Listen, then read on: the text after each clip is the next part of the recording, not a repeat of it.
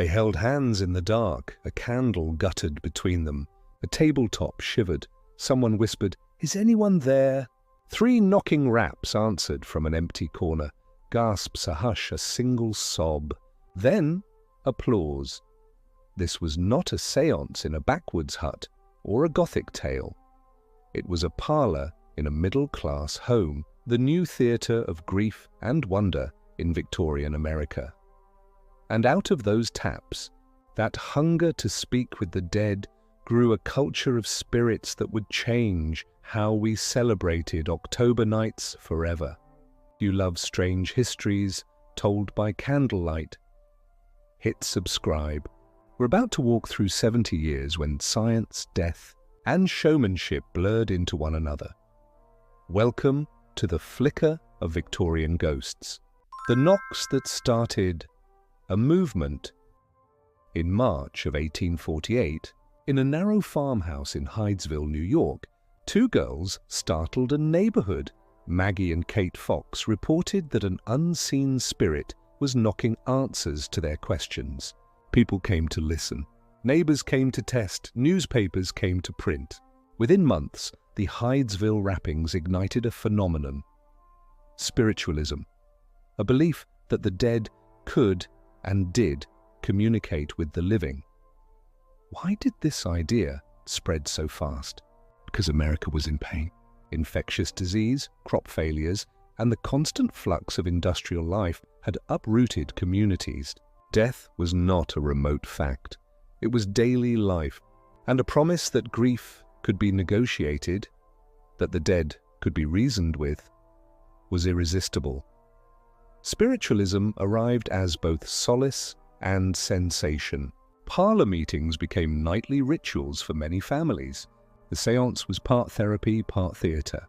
In the half-light of gas lamps and candles, ordinary people leaned in to hear the raps that might be their husband, their child, an old friend calling from beyond. Would you travel to a stranger's parlor to hear a ghost rap?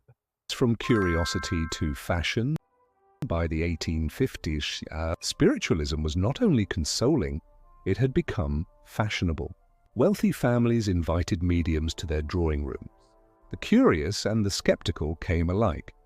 Daniel Douglas Home, a Scottish-born medium, became world-famous. Accounts claimed he levitated, played music through thin air, and manifested voices that spoke in the tongue of the dead.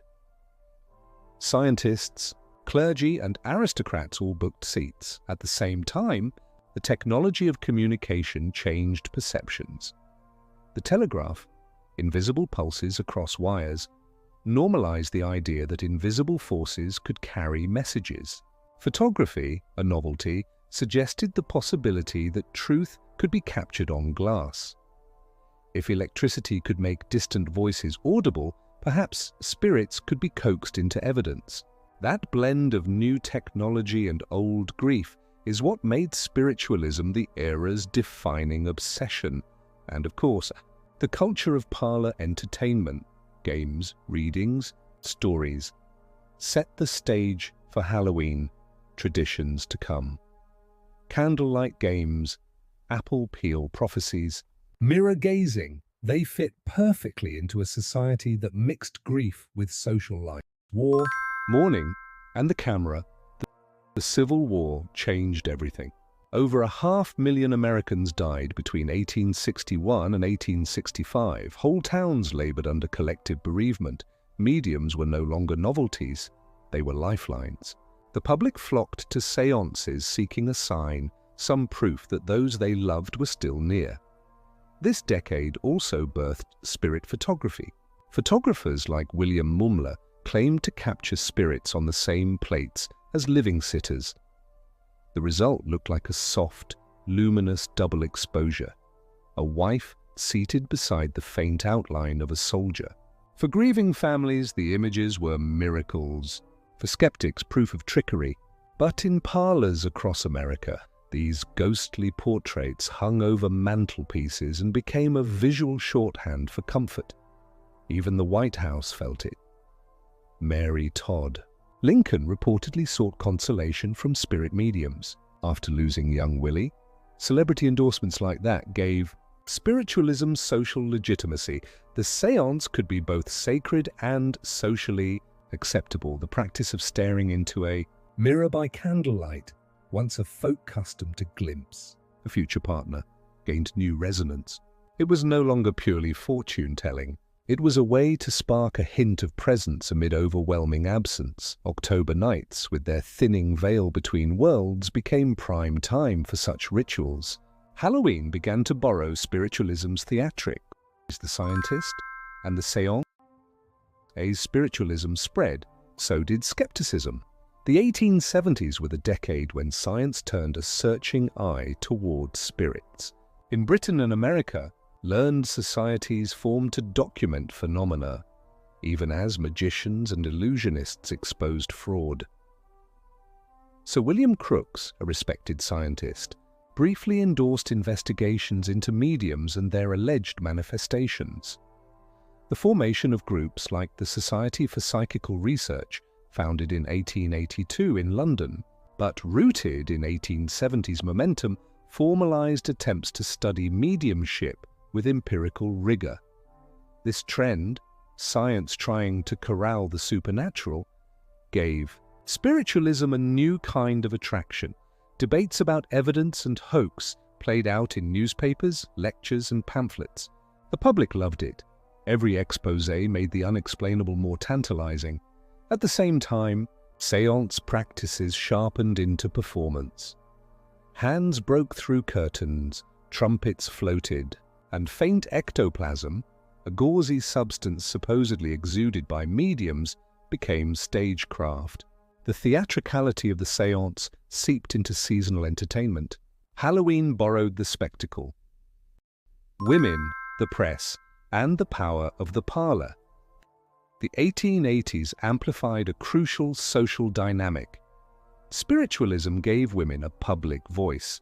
At a time when women had limited political power, many found authority as mediums and circle leaders. Parlors, previously private, domestic spaces, became stages where women read messages, channeled voices, and led communities. That shift mattered culturally. It turned private grief rituals into social events. Print culture soaked up every séance report. Magazines serialized ghost stories, newspapers printed letters from readers about uncanny experiences, and sensationalists sold seats to public spirits. Literary voices took note.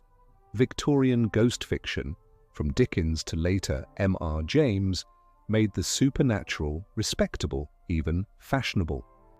It's in the 1880s that you find magazines suggesting how to host a spirit tea or parlor fortunes for autumn evenings.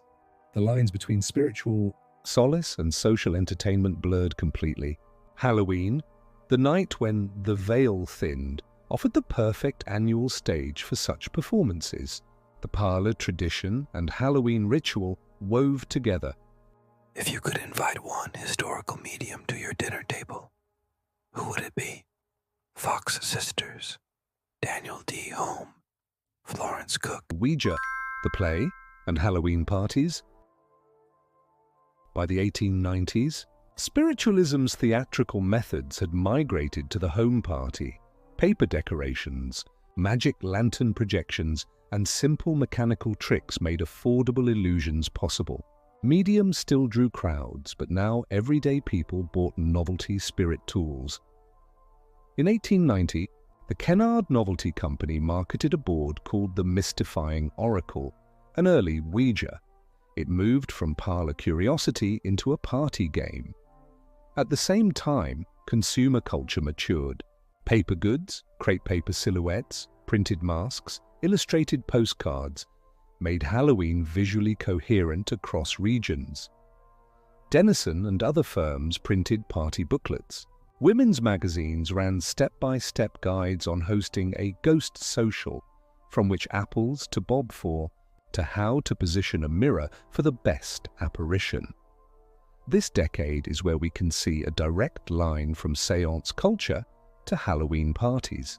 A ghostly tableau, once serious, became an autumn entertainment. Ouija boards by the punch bowl, spirit trumpets as party props, and test your fortune booths at local socials. Halloween's aesthetic, the candlelit, slightly eerie domestic scene, now belonged to middle-class amusements. 9. Exposure, science, and the fading of spiritualism.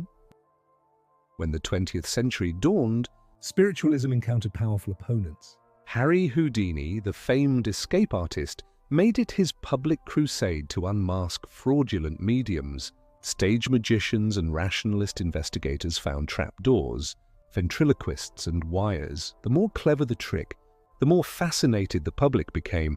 Whether they believed or not, scholars like William James studied spiritualism as human psychology in a need for meaning rather than proof of afterlife. Fraud, scandals, and psychological explanations diminished spiritualism as a religious movement, yet its images had already fused with popular culture. By the 1910s, Halloween postcards, comic illustrations, and sheet music traded on séance imagery. The horror of cathartic mourning receded into party games and seasonal fun.